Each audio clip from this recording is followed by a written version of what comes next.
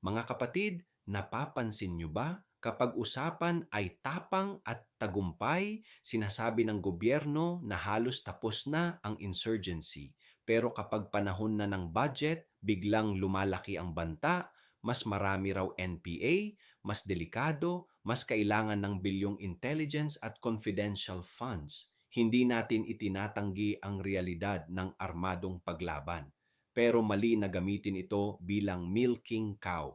Palakihin ang numero, palakihin ang takot, para palakihin ang pondo. Samantala, naghihintay ang magsasaka ng binhi, ang estudyante ng classroom, ang pasyente ng gamot. Kaya tanong ng bayan, kung tunay ang hangad na kapayapaan, bakit parang mas prioridad ang pondo kaysa solusyon? Ako si Padre Jesse Galilea at naninindigan tayo para sa katotohanan, pananagutan at kapayapaang may katarungan.